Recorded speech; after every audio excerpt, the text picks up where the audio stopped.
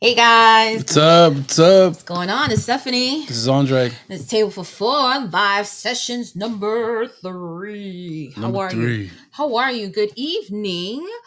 Just want to tell you a little bit about Table for Four. We want to welcome you to our live podcast where we talk about different stories and topics in the headlines in the week and everything else in between. So we want to go jump right into it.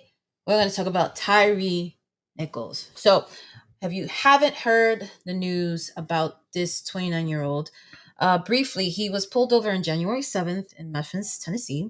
And apparently, he was pulled over for a traffic stop. That was what the story or the consensus is. And he was pepper sprayed, he was tasered, and along with being severely beaten by 5 officers. So, unfortunately, that severe beating led to his death about 3 days later. So, thinking about this incident, it reminds me of all the other things that are associated with police brutality, unlawful stops, and a lot of racism. Right. A lot of it comes down to that point. So the first thing I want to talk about is really the point of views, the most important point of views, and what it comes down to. So the first point of view I want to talk from is from the parents' point of view. The second point of view I want to talk about is from the police department's point of view. And then the last point of view I want to get into is the community point of view. So, as a parent, what are your thoughts on this story in particular? It's hurtful.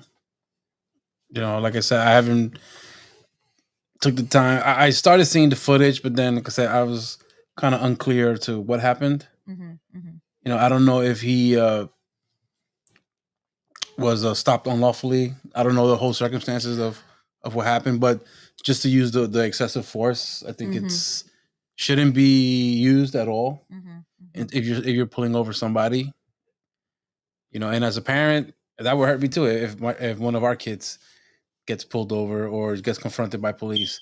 And I remember growing up, I used to get pulled over all the time, and and the cops would say they were following me from a few minutes ago to see what I was doing, and they would Why? Because you look suspect? Yeah, I would look suspicious, and they would ask me, I need to search your car. I said, you don't have a warrant, and they said, well, I don't need a warrant. I said, well, yes, you do. I said, and I told them, listen, if you search my car, you're not gonna find anything. So right. So, jeez. So, as a parent, you would feel that this particular incident was just uncalled for. Was it a legal thing? Was it just like any other sad story? When it comes to hearing your child being beaten severely, yeah, with the police. Now, it all comes back to today is February 1st. Happy Wednesday. It's also Black History Month. So a lot of this boils down to what can we do as parents to kind of give our children the guidance in learning how to prevent something from this happening. But there's nothing much that we can personally do to prevent this from happening. right. So I'm going to teach you not to be suspicious. I'm going to teach you what can I personally teach you in order for you not to get beaten. I really don't know what I can do. The only thing I can do is to teach you how to be respectful of law enforcement. Right. But now a lot of people have lost a lot of respect for law enforcement. I think that went out the window a long time ago. Unfortunately, this is the world we live in now, where everyone hates cops. The hatred was always there, but now it's to the point now where there's like the respect is out the window. It's boiling over, and it makes their jobs harder So much for the ones harder. that are respectful cops and are doing their job. and are out there doing what they need to do to be respectful. But I don't think a lot of the blame goes on the cops either. It's the temperature's hot now. The temperature is very, very hot. So when we hear another story like this, we think back of what? Black Lives Matter. We think of George Floyd. We think of Breonna Taylor. We think about all these unfortunate incidents that happened. And in the past too, Rodney King. Was it Amadou Diallo? What's the guy's name? Amadou Diallo. But those are the things that just makes it hard, like a parent, to bring your child into this world, into this type of society that. But this one is a little different. And we're gonna get into that. So as a mother, I don't know if you want to pull up the video with the interview with Tyre's mom, dad, and their lawyer. Now, what happens is with this particular incident, you see where This one? What this one? No, I have a video there for you. Let me see. Did I attach it for you? No, this is You want to check in the notes and see if it's there? Let's see. This one, the Joe Rogan one? No, not the Joe Rogan one. Go down, because it's a no. Go all the way to the top. All the way to the top. That's it. Yeah, this one, right? Yeah. the CNN interview. Yeah, you're gonna see. You're gonna see how it gets really. You're gonna see it. Yeah. Let me lift up the volume for you. So is it? I don't see it. It's the one with CNN. Oh yeah, let me cancel this. Open this again. Open that one, right?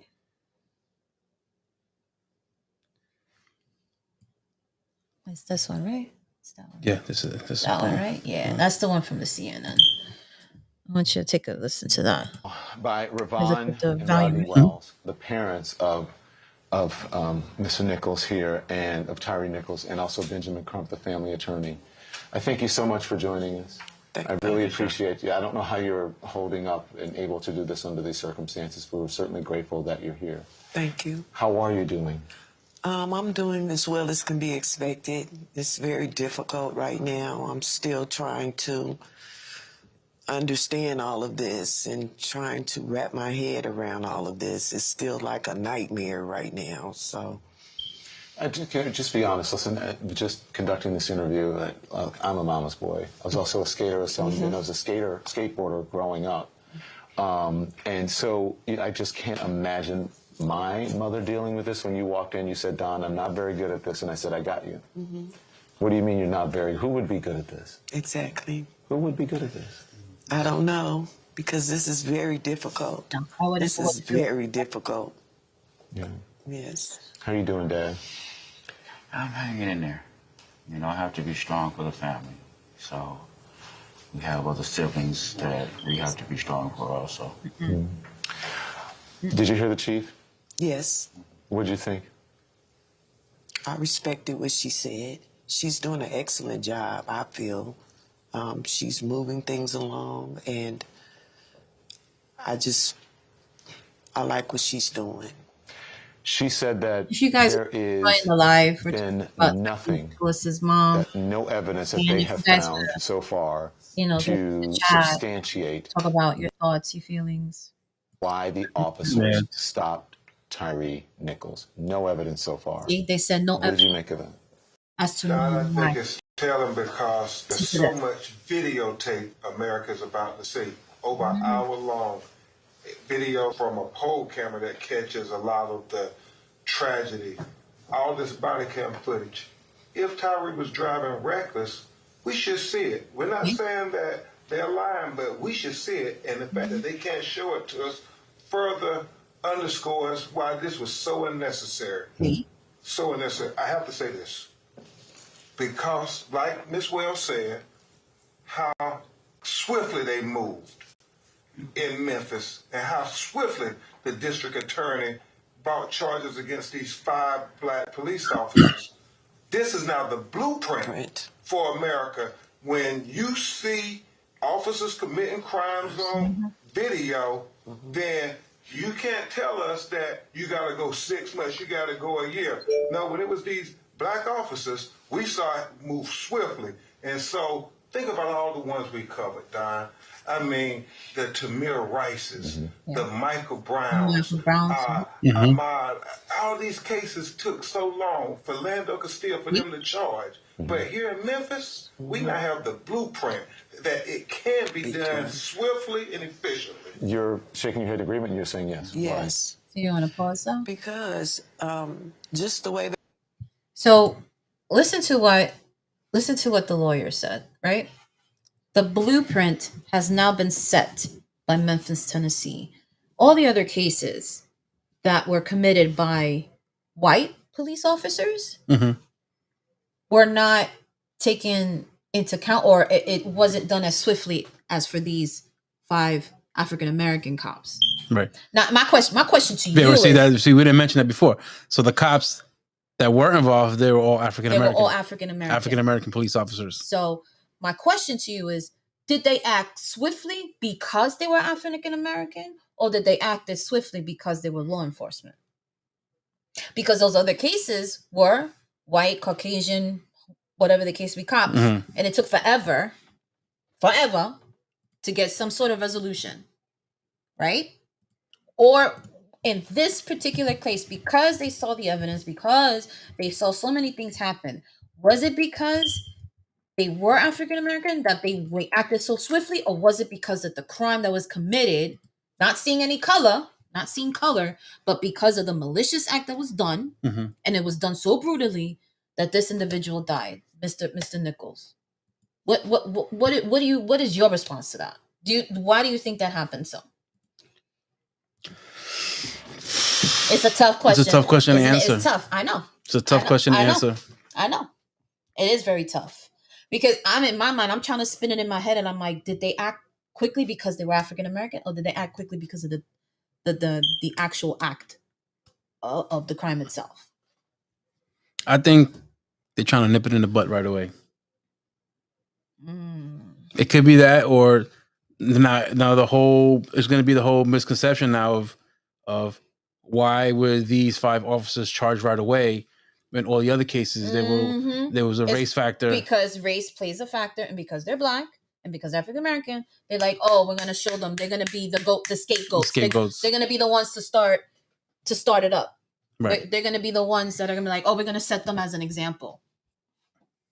So that was what was kind of spinning in my head. But moving from the first point of view as a parent, I'm heartbroken for this family. And I've been heartbroken for all the other families that have been suffered these different instances where they've lost their children, they've lost their fathers, they've lost their sisters, their aunts. In all these, I don't want to say preventable, because I really can't say preventable. But like these incidents like this just makes me super sad, super, super sad as a mom, because I can't protect my babies. Like, how would I be out there? I can't be with them 24/7. You know what I'm saying? How can I protect them, or how can I feel for them to feel protected, or what can I teach them? There's nothing I can literally do. This mom and this dad, they're done. They're done. You know? But then now we're going to move to the police department's point of view. Right? So you're saying that the police department is what going to try to pew, pew, pew, it's all trying to nip it in the butt. What do you call it? Forgot that tactic. They're trying to get up ahead of all the media, trying to justify the cause, you know. But the fact that he has all the footage already from, you know, so now we'll see from the body cams, the telephone poles, camera poles, like cameras out there on the streets, you know. So they can't hide it. They're gonna have to either fess up or it's just sad. No, but they've been charged already. Right, and it's the fact that they've been charged right away, so and I think they were fired too, right? They were fired. They were let go from the department. Discharged and they were. So from the police department point of view, it's another statistic, right? Right. It's another case put on the desk, right? It's another bad look for the police department. It's another bad look, right? So they're trying to nip it in the butt. They're trying to brush it under the rug, and what else can be done when now that the body cams has exposed what was done? You can't hide from the truth. Right. So now they're either scrambling right now to make sure that this is settled. Right. And this is why they were charged and they were dealt with so swiftly, because they had to send a message. They had to send an example. But it just so happened, like you said, this is the new blueprint. It is the blueprint. But let's see what happens if you know, like I said, the blueprint, we'll have to see if the blueprint works depending on the situation. If the next situation is it a race-driven situation? Is it another Caucasian guy, officer? Or is the victim Latino or black or whatever, Russian, doesn't matter, another minority? We're gonna have to wait and see. But that's the thing. I want to think about this in the circumstances where this case was dealt swiftly because of the way that the crime was committed. Not that the other crimes are no worse, because they weren't. They were just as bad. But why was this in particularly done the way it was, right? So again, in the news, in the headlines, the circumstances around his death are too often heard in this in the news, Mhm. and it does not continue to change our minds, right? But this story in particular has now changed the narrative. Mhm. It has That's what I it was has trying to changed say. the That's the narrative, word I was trying to look for. and because of the protection, right? Because of the protection of the police, because the police have to protect their own, right? They got to do whatever they can to cover up for them. But now you put them in a position that's very, very hard, that they can't cover for you no more. They can't cover for you. The evidence is all there, and the lawyer made it very true. He's like, you know, how is it that this was dealt so quickly? Is because the truth is out there and there's nothing we could do about it. We're gonna have to let y'all hang. We're gonna have to let you do what you have to do because it is out of our hands now. It's in God's hands right now. Yep. You know? And again, we cannot use this behavior as an excuse, because it's not. But because the narrative has changed, it brings the conclusion that race plays a factor. That the race of these officers may or may not be a factor anymore. And that's what's making it tricky right now. Because so now, what if the script was flipped? Okay. What if it was African American cops and it was a white passenger, Caucasian passenger? You're on your own there. I don't know. I think they would have been arrested right away and charged like they did right now. Because the victim was white. Mm-hmm. Not because of the type of crime that was committed. But it's a double standard right now. But that's the question. Now the narrative has changed because it's changed now because now the offenders are African American, mm-hmm. and the victim was African American.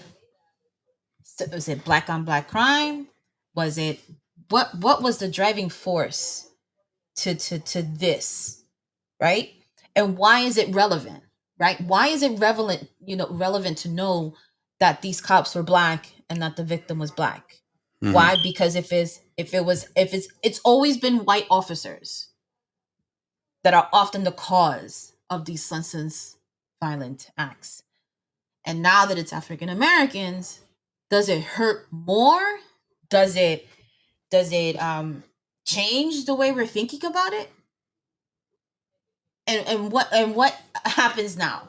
Is it because the police have too much power? Right? Do they have excessive force that's going? Like, what is it that's changed the story? And this particular story with Tyre Nichols has changed that story. Yep. Absolutely. And they're now currently doing the funeral arrangements for him. They're doing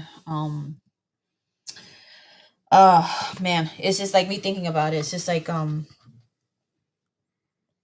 it's like really, really sad. Just really thinking about it, because it's like it's very upsetting. It could be anybody's kid. It could be anybody's kid. And I feel bad for the officers too. Because you know what? They could have been just having a bad day. Or it could have been just having a good day and then it just went south from there. Went south real quick. You know? Yep. Not all cops are bad and not all cops are good either. But it depends on what day you get. You might cross a path with somebody that might not have been having a good day. And that worries me. That worries me. And there's another few articles that are there about why Tyre Nichols' death at the hands of black officers say that about race and policing and policy. Is that policing or policy? I think it's policing. Yeah. So it's an interesting thing by the writer that mentioned that the Memphis chief police, who has commended and fired the officers, is a black woman. More than half of the police force in Memphis, Tennessee are black. The majority of the city is black. Mm-hmm. That says something. So race should not be the factor. It just shows that we have to look past that. we have to look past it, and also the way that they're handling it is they're on the gun right now. They're right on it. They're on top of it, and that's what it seems like from this article. Mm-hmm. If it's like what 80%, the population is 80% black in that community up in Memphis, Tennessee, and what is the force is also pretty much majority of African American. Yep. Yeah, so it's like the lawyer said, that should be a blueprint. If we could do it to our own and punish those rightfully so from the beginning, why can't this blueprint work for any other precinct? Absolutely. Or any other state? Absolutely. Or something like this happens. Absolutely. Why does there have to be time in between to look at a case or do these things? It's just, it doesn't make any sense. It doesn't make any sense. But again, this is a systemic problem. It's always been a systemic problem, but now they're trying to do what they can to make sure that moving forward, which is, there's a lot of work involved, right, to get to that point. But it's really super sad. And at this point, they're having all different talks about, I think the father, Tyre's father, was invited to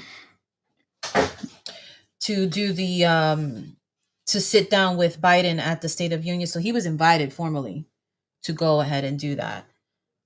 So at this point, they're trying to put the family's face on every national stage to do what? To get sympathy or to get a message out. They're doing it right away. That's another thing. Like me being a parent, I wouldn't go anywhere. I wouldn't go to no state address. I'm staying home. I'm mourning the loss of my child. Yes, we want to be the face of this new agenda where we want to be on top of it, like being like an activist and like try to bring unity together. But you know what? There's so much going on in the world today. I want to be home. I want to be with my family. I want to be with my kids. I don't want to be nowhere near the president. I don't care about the president. Yeah. Why would I want to bring my troubles to him? Yes, he could. What is he going to do for me? What's he going to do for me? In particular. No, what he's going to do, he's going to use his son as center stage to try to promote himself, right, and try to show that he's willing to do what he can to incorporate change. He's using him as a national political propaganda.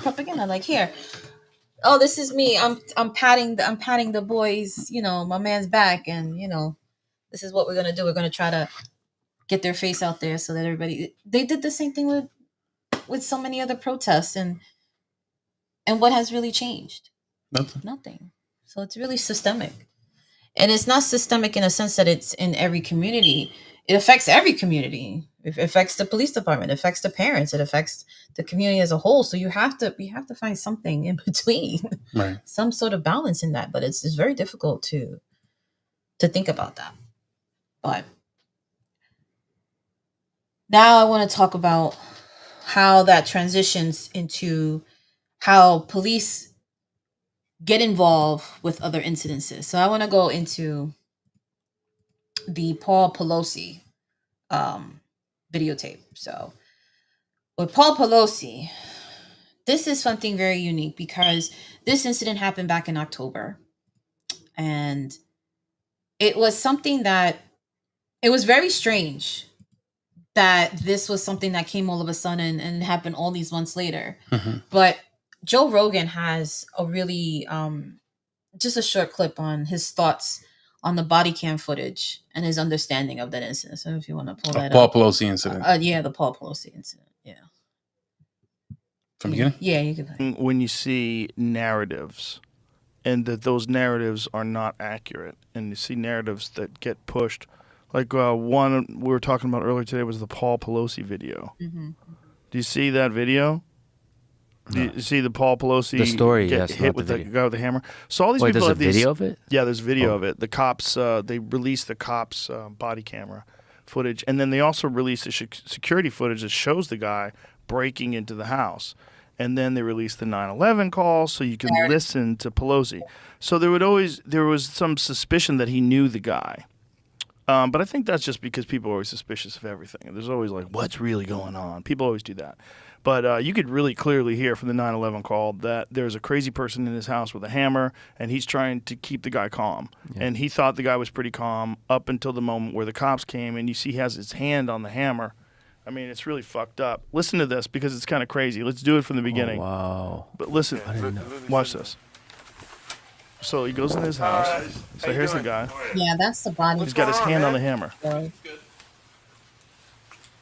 All right. Drop the hammer. Nope.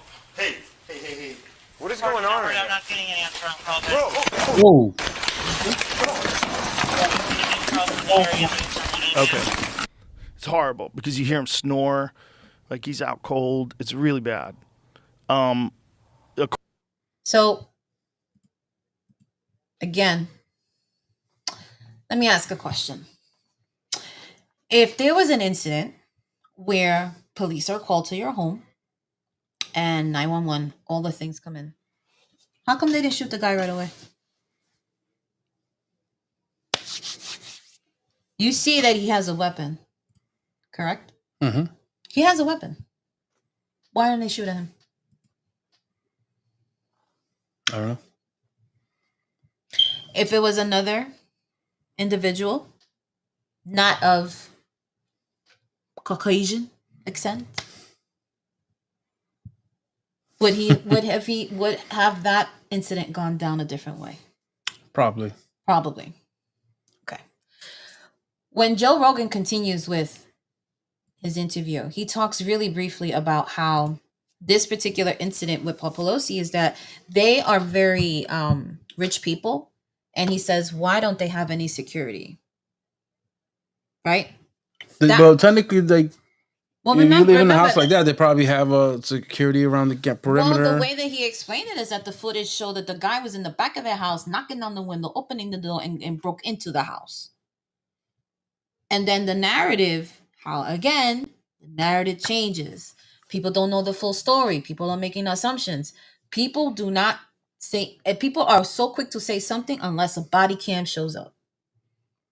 And the police department is saying to myself, one or two ways. Either the body cam is going to be the death of me, or the body cam is going to be my saving grace. One or the other. That's the way you have to see it. But then it boils down to mental illness. Do you think that guy knew Nancy Pelosi or Paul Pelosi personally? We don't know. Maybe. Maybe. For him to know the exact address where and they the exact house and stuff like that. Do you think it might have been planned? The thing is, we don't know the circumstances around this. But now in this particular incident, where the police, for opening the door, coming in, doing what they need to do. The way that it was seen, should they shot the guy? Boom, just get him in the shoulder. Boom, make him drop the hammer. Or freaking just body slam him. Just bum rush him. The shock, the taser. Yeah, right? That's it. Why wasn't that done? You clearly see there is some sort of danger. Or threat, yep. It's an imminent threat, right? Did Tyre was he an imminent threat? According to body cam, according to video, he was not an immediate threat. So how are these two different situations where the cops are put in a situation where everything is a split second choice, right? So back in my mind, you're more likely to react when there's an imminent threat, when you see an hammer, when you see a gun, when you see a knife. They act quickly, right? What happened with Tyre? Was he a threat? Was there something in particular? Was there something that he did specifically for him to get pepper sprayed, to him to be tasered, and to be severely beaten?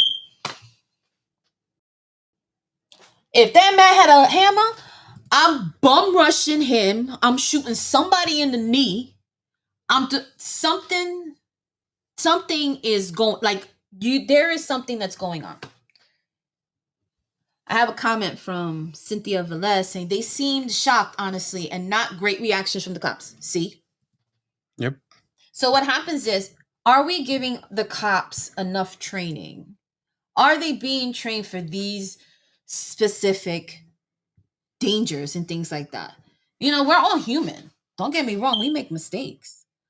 But this is why I feel like there has to be more training, not in terms of just physical training, that mental training. They have to teach people more, not just cops anyway. I think it's a more social thing. I think it was really about how we need to teach ourselves to be more aware about mental illness, because it is a real thing. Right. Yeah, it is a real thing. People have illnesses, schizophrenia, bipolarism, and those affect how people behave, the way they act. And it's just like, you could be drunk too. You could be alcoholic. Could be drugs. It could be psychedelic. It could any single factor you can think of. But the point is, the reactions from the cops were just so polar, just from polar opposite ends. When there is imminent danger, they didn't act swift enough. When there's not imminent danger, they're ready to beat you to a bloody pulp. I'm confused. I'm confused. Yo soy confundida. That's what I'm trying to get to the point at, is like, what do we do in terms of training our cops and training our society and training our our community as a whole when it comes to these different things? But I want to get into Elon Musk real quick. And let me tell you why. Okay, Elon Musk is the type of dude, right? My man invested $40 billion by Twitter. Mm-hmm. It didn't really work out for him as much. He dropped the deal. So my man is not really good at making decision making. He didn't drop the deal. I think he did take over, but he fired her. He's firing people. Right. What I'm saying is, like, he was trying to drop them and not pay the money. Yeah. Because he's like, oh, I want to, no backsies or whatever. Yeah. So my man came in, entrometido, as always. And Joe Rogan mentioned it, that changing the narrative and not understanding the full story, you'll get something like this. Let me see if you could pull up the article. So this knucklehead, does this say the title? What's it? Yeah. Elon Musk apologizes for tweeting a baseless conspiracy theory about the attack on Paul Pelosi. Do you know what my man said? No. My man said... He probably deserved it? No, it's worse. He said that the attacker's name was David Debate, that he was an escort in his house that was trying to break out of his house. So it's like he was like a so lover. He was held captive. He was held captive and he was trying to break his way out. It's way worse than that. So my man later puts on an apology. Okay, some lame ass apology. Okay, saying that Elon Musk has apologized for posting a baseless conspiracy theory about the attack on Paul Pelosi. Pelosi, husband of former House Speaker Nancy Pelosi, was attacked in the home in December. Right, look. Musk's apology came a day after the body cam. So my man was making assumptions. He came quick with it. He came quick with it because he didn't know the whole story. My man is running his mouth, okay, saying that he was an escort, that he was arguing with an escort. I'm like, are you serious? I was like, and that was what Joe Rogan was talking about. Like, people don't know the full story and they're changing this narrative, and they're over here, they're talking the pika paka pa. And my man apologized the day after when the body cam came up. Well, if you had your mouth shut, if you didn't, make these baseless lines, then you wouldn't be in this situation. But again, Elon Musk does not have the best sense of judgment. Or track record. Besides making Tesla cars and being CEO of Tesla. That's my man has been in the news for some stupidity. And let me tell you, it's between him naming his child after, I don't know, a weird name. Can't even say it. You could just spell it. Then he's been in the news that he's been, the whole situation with Twitter, trying to do backseas for $40 billion. Oh, are you tired? Excuse me. Am I boring? No. Excuse me. I think we're about to cut off this live because it's too much for Mr. O'Malley right now. You all right? I'm all right. I'm hanging in there. Okay. What do you mean by hanging in there? Hanging in there. I don't understand what you mean by that, but yeah. So this whole article with him, when he was trying to be funny, it was just like, come on, Elon, like, shut your mouth. Like, you had no business saying any of those things. But transitioning into another information about Joe Rogan, the question is, what does this have to do with all the cops in both situations? What does it have to do with the cops? Training, right? Training, right? And what was your thoughts on how this case was handled with Pelosi? Well, it was handled that way because she's a high-profile official. Because she's being importante. Mm-hmm. So, if he was a regular schmegular other dude, who knows what would have happened? Who knows what would have happened? That's the difference. But the fact that they did react quick though. Who? Well, the cops when they saw the when they saw the hammer start swinging, they jumped into action. No, they jumped into action. No, I get that, but I'm saying I see a hammer, like I'm not waiting. My man, he already cracked him in the head. He cracked him in the head, bro. Fractured skull, bro. That type of injury, I'm surprised that man is still alive. All right, enough with the sad stuff. What do you mean, the sad stuff? It's not sad stuff. It's stuff that affects families, the community, and everything. Well, the next one is sad and funny. No, it's not sad and funny. It's just straight up sad. Straight up sad. What do you got, Stef? What's the next one? So, I want to talk about children being left behind on a flight. Now, I want to clarify this story, right? So, a couple leaves their child behind because they did not want to pay full price for the flight ticket. I'm gonna read that again. Put couple leaves baby behind at airport after being told that they had to pay extra for him to fly. So this story was oh my god, I can't get in, so you probably read it. You know why? Because I probably already read it already. So okay, so what is the flying policy generally, right? Kids fly free age 2 and under. Yeah. So they either can fly on your lap or you have to buy a seat next to them if they're over the age of 2. Mm-hmm. So my kids, they flew free up until the age of 2, to the last day. So in this particular one, it wasn't from the United States, it was from Israel. Okay. So I don't know if that makes a difference that they were so willing to leave their child at the airport because they had to pay extra for him. Do you know how much the extra was? It's like $15-$20. $25. What?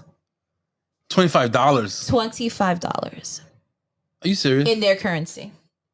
Are you serious? As serious as a heart attack. As cardiac arrest. According to the article. Wow. Did you hear that? 25 pesos. I will leave them for less.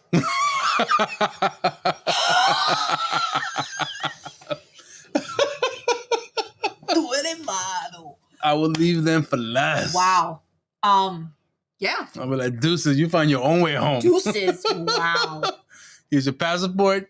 Here's your contact information. Fend for yourself. But yeah, he was little over 2 years old, baby boy.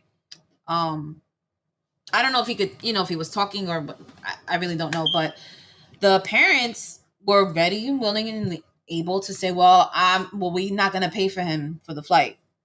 So police saw what was going on, the situation, and it was just like, what? It was just a question like, what? Why would you not pay for your child to go on the flight with you? I'm confused.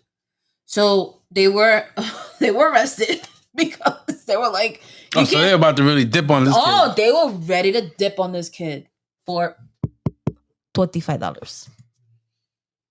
And the police came and, I don't know if police, but like airport security saw the whole situation happening. And all of them all together went to jail, and then the child probably went to child services and whatever the case would be. And now these idiot parents They're in containment now. And however, I don't know how they do it in Israel. If they're put in jail or they're put in detention, I don't know what it is for leaving their child. Yeah, that's sad. That's super sad. We know how expensive it could be, but I would never leave my child. I would never leave my child. I would rather not go. I'd rather not go. Like my brother and I flew. My mom would send us to El Salvador unaccompanied. To El Salvador. Yeah, I wouldn't do that either. You know, but there's a proper channels of going through that. You know, right. You reserve your ticket. You go to when you get to the stage to the airport. You know, my mom has to be there to show the paperwork. You pretty much you have to pay for that extra service also for flying as a unaccompanied minor. But then when you get to the other side, you know, they'll have the flight attendant come, will get you all the way to the plane, seat you, and then you wear like a little it's like almost like an ID bag. Yeah. With all your paperwork in there. You sit in the front row. You go first class to put you in the first class section. Maybe. Yeah. Maybe. And then from there, when you get to your arrival, the only person that they release you to is the person, the contact that you left on the paperwork when you left. You know, so it could be like grandma or whoever it was that was on the itinerary to be picked up. Right.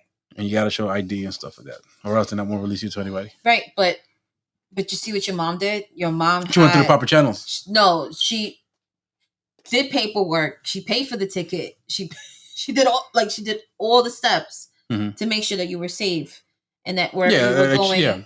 She will fly with us to El Salvador. We will stay for the whole summer, and on the way back, we would come on our own by ourselves. Right. And then she would wait for us. But yeah, but that's not the case with these idiot parents. They were like, "Oh, we're gonna leave them because we can't pay for it." Now, let me tell you, I feel bad that maybe they couldn't afford it. Maybe they didn't have the money. Again, we don't know the situation. But the fact that they would just willing that's what I'm saying. I'm to like, leave the child behind. Like, if I don't have the money, then I'm not gonna go. I'm not gonna leave them. I'm not gonna leave them. My man was 2 years old. Like, he was a little bit older than 2 years old. You think he's gonna be able to fend them for himself? In the airport, all big by himself. But just the fact, look, they got the kid with the solo. Like, I don't think that's the actual child, but I don't think so either. But just the fact that they got the kid walking by himself in the airport. I can't leave with these his luggage. idiots in the supermarket without them, you know, making a ruckus or whatnot. And then I'm supposed to leave them abandoned in the airport for them to fend for themselves. They don't know how to speak, or they probably don't know how to, you know, because they're 2.5. Who's they gonna ask for help? I don't understand. I don't understand that story, but I want to talk about the next topic. We'll talk about the next and last topic for the night. These idiots. I don't know. Next topic. Boom. What are we here talking about here? Netflix provokes password privileges. So, for all you suckers out there, I mean it in the most sweetest terms of endearment, because now it's like Netflix is now recognizing the freeloaders. Yep.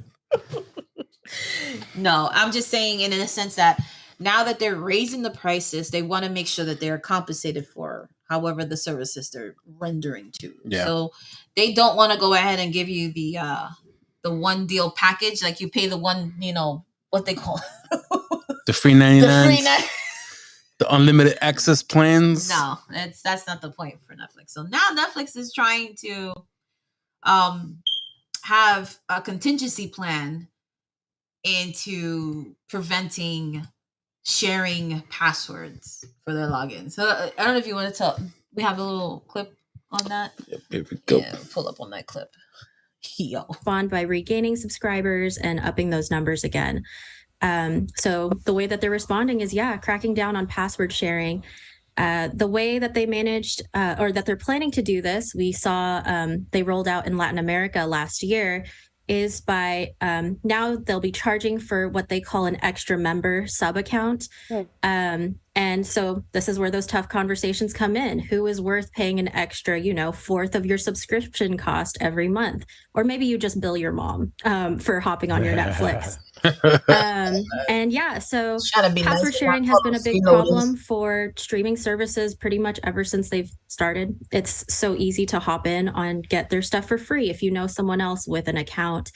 Netflix is going to be the first one charging for extra accounts like this, but other services like HBO did something where HBO used to just flag accounts that rampantly abused their account credentials, basically meaning they shared them with too many households. And another preventative measure is limiting the amount of simultaneous streams. So you'll be more hesitant to share your password because why would you want to stop watching TV just so that your friend's roommate can hop in on your Netflix stream? Okay, because I wondered, like, how can they tell that it's not you watching from another state? Yeah, that's it. Yeah, can they? The address. Yeah, or so the they'll IP use your address. geographical location. Usually if you're watching like on a TV, it'll provide exactly where you are. So they only want people in the same household at your address watching. So one study shows that more than 70% of Netflix users would pay full price if that was their only option, but the numbers are not that high for other streaming services. So how would this password sharing crackdown, the impact on, what kind of impact would it have on these companies and sort of the broader culture of streaming when you realize that for most people, I think there's a recent study too that came out that showed that there's strong brand recognition for Netflix, there's strong brand recognition for Amazon Prime. And then after that, it starts to go down to like from Hulu to Apple to I'm going to pause this here. Because Netflix has the highest subscription. Right. You know, according to the other article, it was the other article here. It shows that they have 100 million. Hold on, let me share this. Yeah, share that one. Right here, it says Netflix has estimated that over 100 million users worldwide are using the service through the login credentials of someone else. So that means they are losing money. If this 100 million users times $20, if that's the premium account, which I would suggest getting the premium account because it gives you HD, 4K, HDR, Dolby Vision. HDR, yep, all that good stuff. And especially have a high quality television. Absolutely. You know, and if your TV is not in an obsolete mode, then if it's obsolete, then you go for the lesser package. He said obsolete. Don't be messing with the tube TV. Yeah, so that just tells you how much money they're losing. So okay, so if they have 100 million subscribers that are not subscribed, how many subscribers do they have that are paying? It has to be double. Right? Yeah, the same amount. Let's find out. Let's see. Right. So let's say how many subscribers are Netflix have right now? Right. 209 million global paid memberships. So 200 million are paid subscribers, and then the 100 million, which is literally half of them, are not paying Netflix. So bunch of thieves, bunch of freeloaders. But now it gets into the tricky part. Like you were asking me, and I was like, I didn't know, in a sense of what it means. Like, what if you go far? Like, if you go over, I don't know, if you travel. Right. So I didn't know any of that. So. I could explain all this. Please explain, because so when it comes to what Netflix, it's insisting on. What do you call it? This is their, I guess, their workflow and how they want to implement this. So it says, in order for you to share your account, what they're going to do is they're going to access your account through your IP address, and they're going to limit the login to your household only. To your Wi-Fi. So people who live in your household. So in order for them to ensure that it says here who can use a Netflix account. Netflix accounts are still shareable, but only within one household. Right. Okay. And to ensure that your devices are associated with your primary location, Netflix is now asking users to connect to the Wi-Fi at your primary location. Okay. And if you haven't, and it's going to ask you every 31 days to keep logging into your Wi-Fi in order to use Netflix. So, okay, so let's say after the 31 days, they block you? No, you're going to have to log into your Wi-Fi again. You know, but if you use it every day, I'm pretty sure. There's no reason. You know, it says here you have to, something has to be watched at least once every 31 days. If not, they're going to kick you out and you have to log back in. Bueno. And it says, can you still share your Netflix with someone who doesn't live with you? The answer is no. Nope. Accounts are only meant to be used in one household. One household. Right. Boom. And it says, Can other users on your Netflix account save their profile? Yes. So if you're sharing with somebody that you're password sharing with somebody, they will give you the opportunity to transfer your account from their existing profile to have their own profile. To have their own, to you having your own subscription. Gotcha. So you'll be able to transfer over. Gotcha. And it says, can you still use Netflix while traveling? Because that's a big one. We travel. Yeah. We like to watch Netflix. I don't log into the hotel TVs, the smart TVs. No, we don't. No, we don't do that. Because you might forget. Right. So I'm pretty sure and then you're still locked in. Right. So don't do that. So I'm pretty sure like people who travel for business and stay in hotels one period of time. You download? I download movies. I download movies all the time. And then I watch them offline. Right. You know? Right. I don't think that would be a problem also. And then now if you're traveling, now it says travel users who want to use their Netflix on a hotel smart TV, company laptop, etc., can request a temporary code from the service when signing in. This will give them access to their account for 7 consecutive days. So which is fine. So now if you're there for more than a week, then after 7 days you'll have to request access again. So it says, how can you prevent Netflix from blocking your device? Signing into your home Wi-Fi at least once every 31 days on your device will make them a trusted device. And then the next one will be, how will Netflix know if you're not in your home / primary location? Your IP. Right. So that lady, I'm sorry, that lady, that anchor lady. I'm sorry, she don't know what she's talking about. She didn't know. You can't blame her. But now here's right. the thing. So now every TV, every device you have in your household has an IP address. Has to have an IP. Address or IMI address or something. Yeah. You know, so and that's how when you log into your Netflix, when your Wi-Fi, they know exactly who's logging in, how many IP addresses are at home. Who are everything. they paying to make sure that they're watching?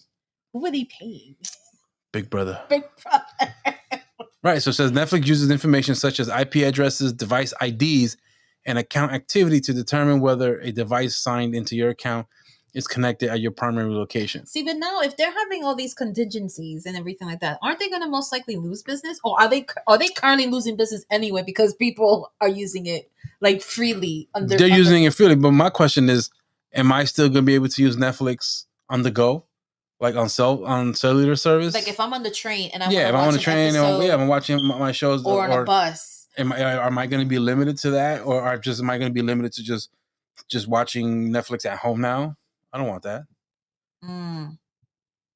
Oh, this is what they're trying to implement right now, because it says it's not going to take into account until March. So they have a lot of planning to do. Right. And then also it's for those that are sharing and they find out they're charging a $3 fee per user. Yep, per user. So if they do not meet the Netflix expectations in curbing password sharing, harsher measures such as charging users who continue to give out their login information could follow.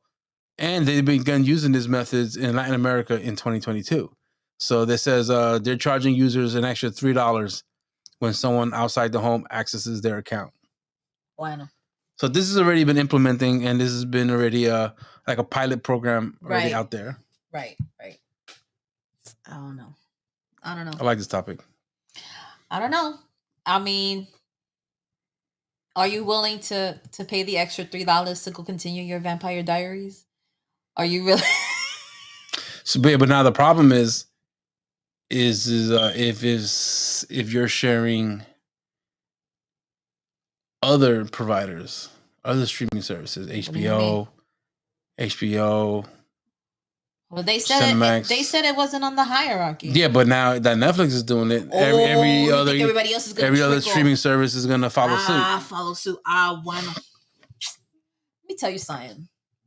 Since we got rid of cable, we're paying the same amount we were paying when we were paying for cable, and that's too much. Cable died when monthly subscriptions started happening, and I'm sick of it. Sick of paying all these monthly fees. I should have stuck to cable. Because then I get free DVR, free access, free recording, and free access to the apps on the TV. Oh, my God, bro. Like, it's not too late, but it's granted, I am paying like $80-something for cable for just internet only, which is fine. Right. No, not 94. With taxes. With the tax and the rental of the router. But other than that, like... everything else is with subscriptions and internet and Wi-Fi and all this. I'm like, oh my God. We done messed up. Oh my God! But it's not we, it's the whole world. Listen, you're paying a monthly subscription to use Microsoft Word. Who the hell does that? What do you mean? Back then, we used to just buy the software, and then when they upgraded, then you pay again another $100 every 2-3 years. Now you're paying $20 a month just to use Microsoft Office. But everything, bro. You already know this. Everything going up. Like, what do you? Everything goes up, but our salaries. And I really do believe there's going to be an economic crash. We said it. We said it before. You heard it here, guys. You heard it here. You heard it here first. You heard it here first, guys. But guys, we want to thank you for spending your time with us on our live sessions with the Table for Four podcast. We want to continue with these live sessions. We're going to continue with them every Wednesday. Again, we want to welcome you. We want to say what's up. We want to say come in, chat, join us. Let us know what are your thoughts. We're here at the live sessions with the podcast. We're talking about different stories and topics and the headlines in the week and everything else in between. So you guys can continue, follow, like, and share on Facebook, Instagram, YouTube, and TikTok. We want you guys to continue listening, follow, like, share. Let us know. Give us your thoughts. That's it. Leave us a like, subscribe, follow. Do it all. This is Stephanie. This is Andre. This is Table for Four, Family Conversation Podcast. Live session. Live session on Wednesdays. On Wednesdays. Have a good night. I want you guys to have a good night.